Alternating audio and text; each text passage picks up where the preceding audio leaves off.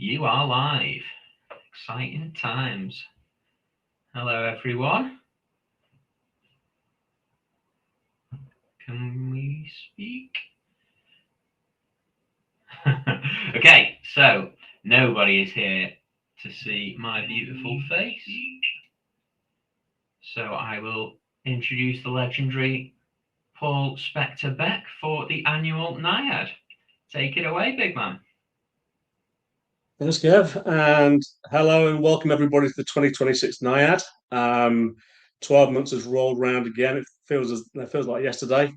Um, as always, I just want to start by saying thank you to every one of you guys for making the effort to join what's become pretty much an annual pre-festival tradition now. It amazes me the number of people that inquire and ask whether I'm still doing this and when it's going to be, and you know, people trying to guess what the horse is going to be. Nobody's named it, which is always good. So this is the annual plunge, the one that we're going to have the corporate bookies pants down.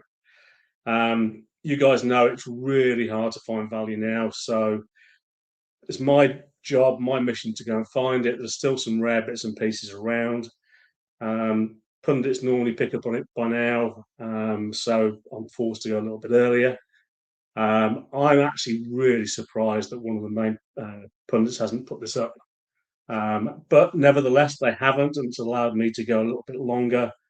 And the real big benefit is that the price is held. So we're going to make the bookies wonder what the hell happened when we push the button at the same time.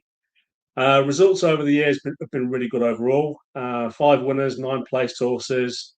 Um, the strike rate win strike rate's around 30%, and the win and place strike rate is edging towards 80%. So it's a bet that's made a fair amount of money over the years. What I didn't include in those stats is I recommended the double last year.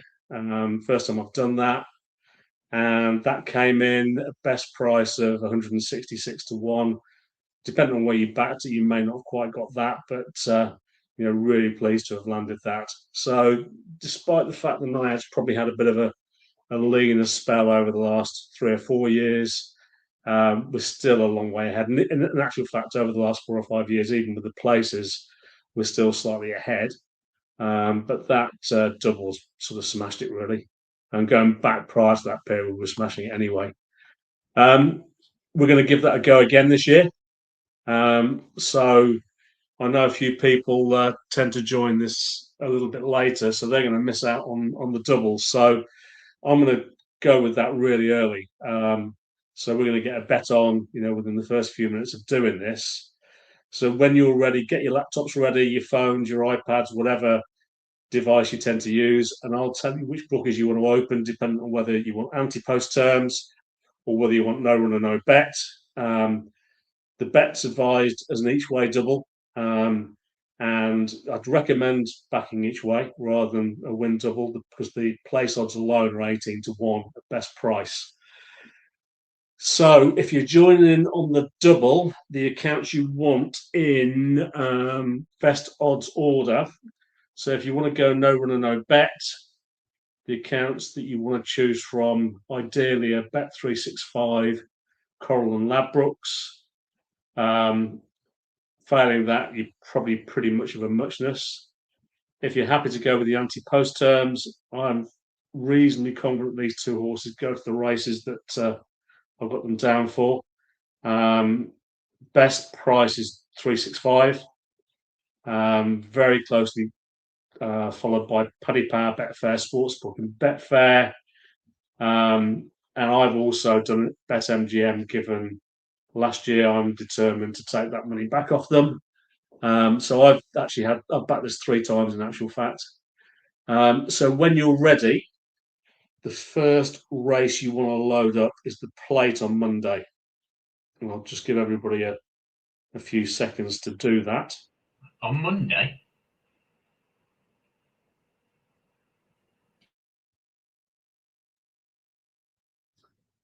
Okay, I'm going to assume that you're in the plate now and you want to scroll down to Donica, the horse that won at trials meeting, beat Jaguar. Now, I love this specific course and distance form. Horses come back time and time and time again and win. Jaguars slated for the Ultima, also they've said after today's announcement that Oroco's going to the Ultima, then there may be a bit of a switcheroo.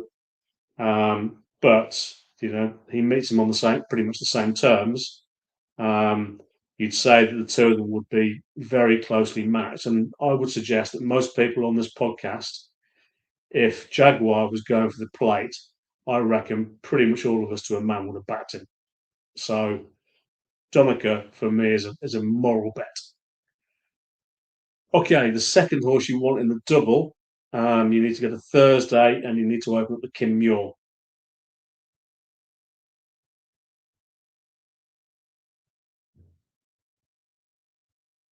So again, I'll just give you a few seconds just to get Kim Muir loaded up on your phone.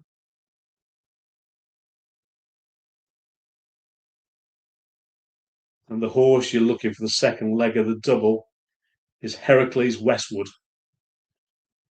Now, it has an entry in the Ultima 2, but the talk is that he goes to the Kim Muir. He looks to be off a really handy mark. Trends wise, and I like the stats and trends, he fits the bill nicely.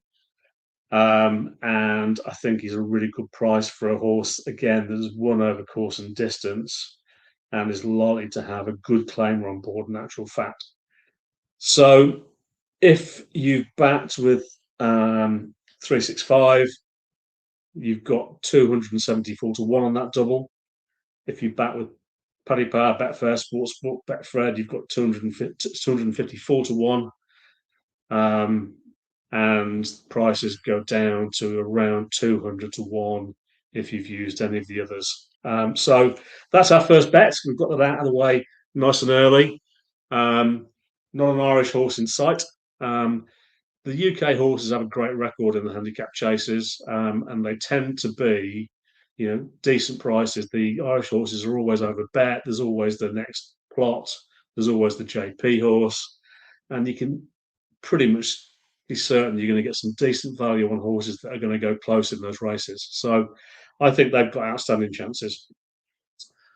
Okay, so the main reason everybody's here this evening, most of you guys know how the Naiad came about, so I'm not going to repeat the full story. So I'll just quickly summarise for those people that are new onto this podcast this year. The bet's been going since 2008, and it's named after Naiad de Miselo, which was trained by the late great Ferdy Murphy, somebody who I happen to know really well. And Naiad de Miselo won the Coral Cup. The basis of the bet was I backed him down from 33s down to 7 to 1, which was his starting price.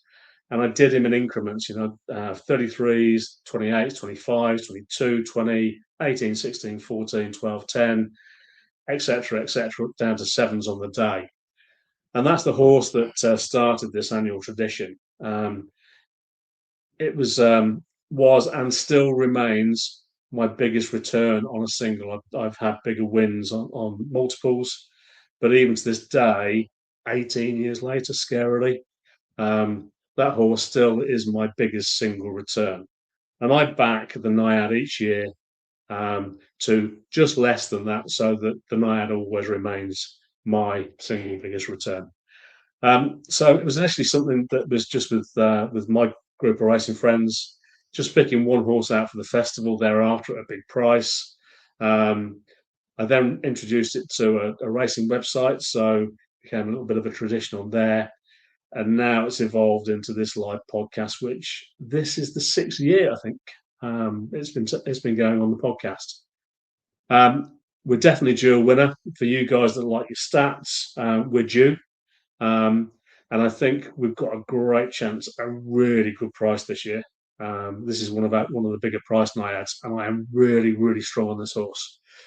So tonight, all of us are going to be part of a gamble that people will talk about for years if it lands. And when you consider what we're about to do, our combined bets will be bigger than any of the amounts that some of those old legendary gambles you hear about were. And you read about them, you hear about them. Our combined result would be much bigger than any of those. Because of the combined liability and the weight of our money, the bookies will essentially be running for cover pretty much straight away. So we, I should also mention that the traders that are on shift this evening, they're going to be sitting there in a few minutes wondering what the hell's happened. They'll be trying to figure out why they just had a shit ton of money on the horse from several hundreds of people. And to be fair, most of the traders I know are really good guys. This gambler is named at them at all, really. But the corporate bookmakers, on the other hand, I've got no sympathy for them whatsoever. They won't stand any level of liability these days. They don't want winning bets. They don't want anybody who wins. Anybody that's within 80% of being a winning punter is marked. They'll close you in a whim. I mean, basically, they're not bookmakers these days. These days, they're just corporate souls entities that are run by algorithms. And essentially, if you want to bookmaker, you've got to go to the rails. Those guys will still stand you a proper bet, or most of them will. And there's some really good guys amongst them too. And I have my regulars at Cheltenham, and I'll continue to do so. I'll go and have a couple of big cash bets while I'm there with the same guys. So the other thing that I point out, it's really difficult now to get bets down on this specifically without moving the price. I'm getting to the point now where I'm having to spread my Naiad bets over every account I can lay my hands on, and I've got to keep backing them in smaller cumulative amounts over a longer period to get my returns. Usually in the past, I've needed 4 or 5 days to do that, but smaller amounts are starting to move markets, so I'm being even more careful, and I'm adding those bets each day, smaller bets over a longer period. But as I say, the good news is the price has held. Okay, so before we actually name and kick off with the name of the Naiad, the basis of the selection is that the Naiad has to have a really good chance of winning. It's the right kind of profile for the chosen race. I can really stand up with what I'm about to say to you in terms of my rationale of why I believe it will win. I do recommend it as an each way bet because the fallback is that I expect the horse to at least place. And, that has happened in the vast majority of years at the very least. Also, the horse is aimed at the race. And, I'm in the position that I'm happy to advise backing this under anti-post terms. But also I respect the fact that, some people will want to back no runner, no bet. And the reality is there's still 12 days to go until the festival starts and anything can happen. We've seen it so many times before. We've seen big names that are out, pick up an injury as the screws being tightened. We've seen stone bruises on the morning of races in the past. So, whilst I know that this is the race the horse goes to, I also know that things can happen. So your choice. Personally, I've backed anti-post, but also would respect if somebody felt more comfortable going no runner, no bet. So we're here. So let me tell you which accounts to open for the in priority order for best prices. And again, I'm going to split it by anti-post terms and no runner, no bet. So if you are going anti-post, the first choice would be the Flutter bookies, Paddy Power, Betfair, and Sky Bet.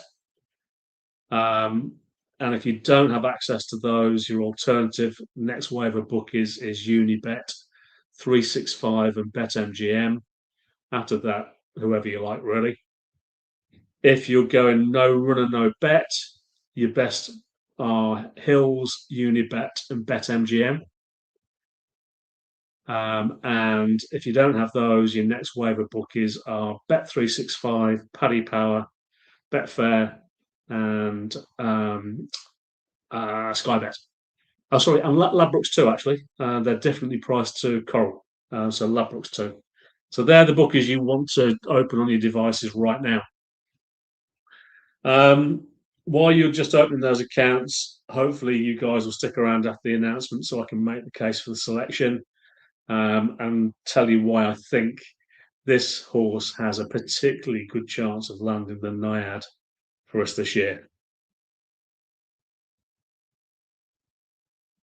Okay, I'm mindful of the fact that some of you might have already backed the horse. So if you have, perhaps just have a top up on your bet. So as I say, the point of this is that we're all doing this together. We're all in it together. Also, the health warning, bet within your means, bet at a sensible level for you. If you standard bet's a fiver, have a fiver. If it's £100, have £100. And if you're a big punter, have whatever you like. But, I'd recommend having what is a normal bet for you. Okay, so I'm going to assume you're ready. So you want to go to, and look, I'm surprised nobody takes bets on this now in terms of which race I'm going to go for. But I'm going back to the tried and trusted this year. I'm going back to the Ultima. So open up Tuesday the 10th and open up the Ultima on your devices.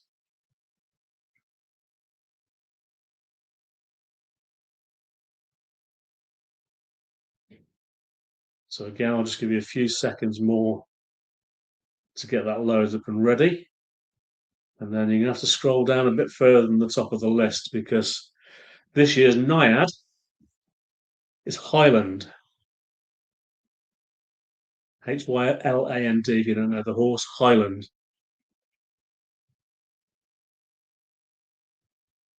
Now the great thing here is we're on at really good odds. If you've got the right bookmakers and you are going at anti-post terms, we're starting this gamble from 33 to 1. There's not many we've been able to put up at that kind of price. And my guess is that most of you, worst case, are on at 25s now. If you have the wrong bookers or only access to maybe one, you should be on at least at 20 to 1. So, this is a big price horse. Now, we have to consider that most big price horses, when we make a case for them, have flaws. They come with flaws and risks and so on and so forth. But I'll be honest with you, Highland, I think not so. I actually really, really like this horse. Few sort of stats and trends on the way through. 15 of the last 18 winners of the Ultima were either novices or second season chasers. Highland's a second season chaser, so he fits the bill. And in the last 12 Ultimas, 5 of the last 12 winners ran in the Hennessy or the Coral Gold Cup or whatever it's called this year.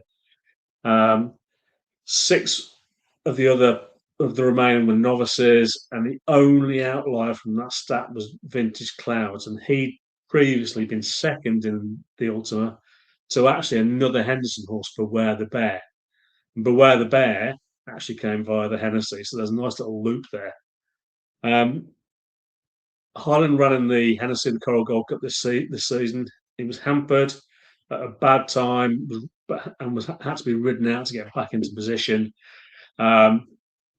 Probably did too much there. James Bowen probably did a bit too much on him to get him there that he didn't quite last home. But that was very specifically those circumstances. His profile stands up. He stays and sees out races perfectly well. It's easy to see if you look at his profile, look at his races. And I think crucially what he does and is really important for the Ultimate is he travels really well his races. He's usually able to sort of move into contention smoothly and then see the race out strongly. So we talked about those coming from the Coral Gold Cup, the Hennessy. The other distinct batch of horses are the novices, and there's only really 3 that I could make half a case for this year, if I'm really honest. Most of the novices that are entered, connections have already stated they go somewhere else. And it left me really with a short list to consider. First one was Quebecois of Nichols, and I know that's been quite popular because of the way it's been campaigned and the fact that they've clearly been doing some mark management there. But I have a real concern that this horse has never run over 3 miles before, and he's going to go into this race run at a furious pace. He really just would not be for me. It's the wrong race for him. He should be running in the plate, and if he was running in the plate, I'd actually be interested in him. But I'm not interested in him for this race. Western Knight has become a little bit of a talking horse because of the route that the Tizzards have taken with him, and a bit of a tried and trusted route within my guess. But he hasn't got the class of the other runners. He doesn't look, as well treated. I can't say he's exposed. I think there's room in his mark, but there's got to be more than just a bit of room in his mark. And as I say, I don't think he's got the class of the previous Tizard runners that have run well in this. Changing Man would be the obvious one. Oscar Elite was the other one that springs to mind. So whilst they've come that route, I don't think the record matches up to those two horses.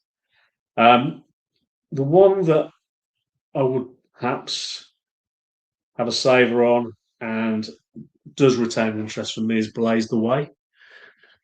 People say he can't win it because he's Irish, and that's just nonsense, really. That's the one stat that I would take no notice of whatsoever. And it's going to get broken at some time. But I actually think he wants, ironically, a bit of a stiffer test than this. I think he would be much better suited by the Kinmuir. I think the stiffer new course would suit him down to the ground. He's a horse that's going to stay on, but I suspect that he may be staying a little bit too late. There are quicker horses than him that also stay, and whilst I see him running on at the end, unless they've gone too quick at the front, I think he's one that's going to run on into the places. He fits that kind of profile for me, but he is worth that sort of each way saver in my mind. Back to Highland. Highland's best RPRs over this trip, and that's a stat that's really important to me. Plus, his best seasonal RPR was last time, and that RPR was £7 ahead of his official rating. And I think the other thing that's really convenient is he's dropped £4 in the handicap this season, and coming off the back of a really nice run last time, he just looks like a seriously well handicapped horse to me. All the cross form with the other contenders in the race has him ahead of them off his current mark, and there's several of them. He's won over the old course, over course and distance twice over fences from 3 runs. He's also won over hurdles on the old course. He absolutely loves it at Cheltenham, and specifically at the old course. The sharper old course seems to really suit him, and he eats up that hill at the end of his races.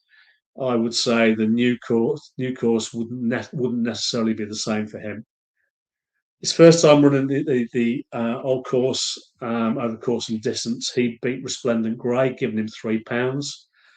Resplendent Grey is a 153 horse, so you can see he's clearly ahead of him from his current mark. The second time he won at the old course, he beat Transmission, who's currently rated 137, by 16 lengths, giving him £5. In real money, off level weights, that's high 150s. With regards to his quality, the race I'd use to evidence that is when he was second in the Cato Star to the Jukebox Man. The Jukebox Man is 168, is amongst the favourites for the Gold Cup, and I think there's a lot of people on here that actually really fancy the Jukebox Man for the Gold Cup. And just to sort of add some weight to that form, so it's not a one-off, in third place, behind Highland, was Masaccio, who's rated 150 now, and he was beaten 16 lengths off level weights in third. So there's a whole bunch of other stuff I could go through and I could highlight, but those alone should give you some idea of the quality of this horse on his day. He's coming here fresh. Henderson's freshened him up. He's given him an 80-day break coming here. Given Iroko now runs, he's going to carry bang on 11 stone. That's right in the sweet spot for winners. He ideally wants good to soft ground, and the forecast has come good, suggesting that we're likely to get that ground now. There's even, ironically, a risk that they may even have to water before the first day. How ironic, given we've had biblical rain since it seems like Christmas. He's targeted here. I suspect they might have targeted a run in the National this year, but he won't get in. His mark isn't there, so he's going to be cherry ripe on the day. This is his target now, and Henderson will have him here absolutely spot on. Age profile spot on. Um, 8 and 9 year olds generally. You don't see 10-year-old winners are an absolute rarity. 7-year-old we've had recently in Chianti Classico, but I just don't see a horse of his profile in the race this year at all. I don't see that happening. And the 9-year-olds that have run most recently also ran in the Coral Gold Cup with a similar profile to him. Then you look at Henson's record in the race, which is just outstanding. He's had 2 winners and 7 places from 26 runners, so that's 35 win and place ratio.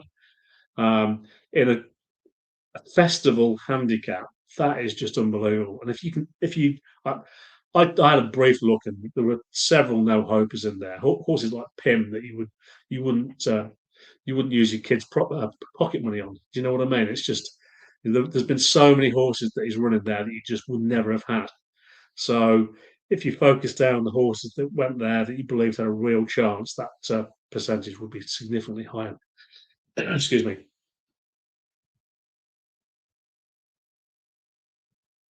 So talking about the novices, as I've said, I'm happy to pass on the novices this year. Nothing really stands out, and most are said to be going elsewhere. As I said, I think Blaze the Way is the one that I'd be most interested in of those. The JP horses, Oroco set to run off top weights. As I said, that gives Highland 11 stone on the day. Jaguar, and I know plenty of people will have backed him. He's never run at 3 miles before. And whilst he's got plenty of Cheltenham form, I'm not convinced he's really beaten anything in note either. He's now 152. I've looked back at those races that he's won, and where would I have had those horses that he's beaten in this race? It's not exactly a stellar cast that he's been beating. I think he's been beating upon easy races, frankly, and he's been beaten in some of them. So 152 is now starting to get to the sort of point where you wouldn't be confident, and particularly when he's not running the trip. The other JP horse, Johnny Who, maybe he'll bypass if both Oroco and Jaguar come here. I wouldn't discount him. I think he probably wants a stiffer extended 3 miles than this. He was second in the Kim Muir last year, and I think they would probably have preferred to have gone that way, but marks prevent that. Presumably, he's not getting Mark Walsh either, so he'll have John Joe O'Neill Jr. You'd want Mark Walsh really, ideally. But if he ran in the ultimate, I respect his chance. I think again, he's one that because of his run style, possibly runs on into a place. Then you've got the horses that ran at Kempton last year. Most I thought had a hard race and wouldn't be good enough. Even so, 2 that would interest me are Deep Cave. Deep Cave made a really bad mistake early on last Saturday.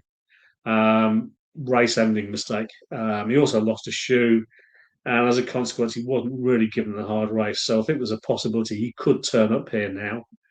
It may well be that Christian decides to just freshen him up and save him for entry. His mark's just about workable, I think, and he wouldn't be without a chance if he turned up. But again, I would see him more of a place prospect. Look Away was really impressive. He would fit the bill for me, actually. If that race had been a couple of weeks earlier, I would perhaps be very, very nervous of taking Look Away on. In fact, I'd go as far as saying I would probably have a decent bet on Look Away for the Ultima if that performance had shown up a little bit earlier in the season. It's hard to back up so soon after Kempton. It's not impossible, and he has run back to back a couple of times earlier in his career, so it is possible they may try and turn up with him. To say, I do respect his chances. Then you get into the sort of rest of the sort of second season lightly raced horses. Most you can discount, just not good enough. Others, connections have already said that they're going to go somewhere else. So not many really to focus on. Peaky Boy turned up at Newcastle last weekend after a year off. He's a nice horse. He looks still well handicapped. He fell early on, so there's no reason to think that he might bounce. But given all of that time out, he's got something to prove. You couldn't back him. He's not a betting prospect for me. He may be capable of springing a surprise, but he's not a betting proposition. There may be one or two put him up in these previews, but surely they could find more solid chances. Gold Dancer's in there for Willie at 25-1, but all his performances and his best RPRs were over shorter trips. It's really not the race for him, I don't think. And I would hope and presume he goes to the Jack Richards. Confusion, I've heard a lot of people talking about him. I think he might become a bit of a smart guy horse. He's been progressive. His RPR stats will give him a chance. I can see him being a bit of a springer in the market in the immediate lead up or even on the day. But for me, all his improved form has come on flat tracks, and I'm not sure that Cheltenham's really going to suit him. He's not been there. You like a horse to have been to Cheltenham and dealt with the unique undulations and the speed of the races. He's not been there. As I say, his improved form has not come on flat track, so he wouldn't be one for me. And also, his winning run stopped last time with his revised mark, and I think it was the Peter Marsh. It was the Peter Marsh, and Richmond Lake kind of holds the form down of that race. Richmond Lake is a pretty exposed horse now, and the horses around him, you would suggest that there perhaps wouldn't be too much more in their marks either. So the four that I think are possibly the bigger risks, the bigger threats, the obvious one that I haven't mentioned, Naiad, last year's winner. He's the very obvious one. He's certainly capable of winning, but he comes with a health warning now, really. Firstly, his jumping has started to fall apart at times this season. This isn't the place for horses whose jumping falls apart. And he just hasn't looked the same horse this season. You can't say he's run really, well, you could say he ran really badly last time, actually, he was pulled up. But the other times, you can't say he's run really badly, it's the mistakes. But look, I guess you combine that with the fact that he's not thrown in like he was last year. He's £15 higher. You can perhaps draw comparisons to one of the same stables horses, Coral Rambler.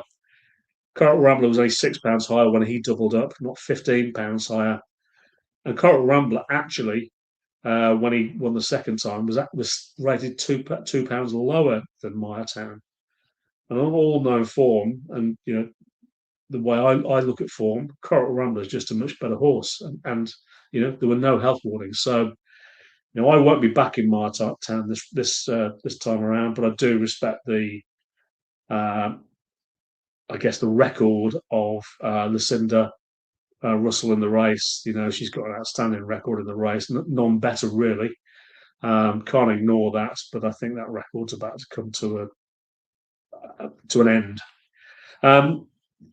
Handstand's evidently a Grade 1 horse running in a handicap, if you believe Ben Pauling and his hype train over the previous circuit so far. But really, overall, his balance of form is very similar to Resplendent Grey. And on their meetings, you have him a couple of pounds better than Resplendent Grey and nothing more.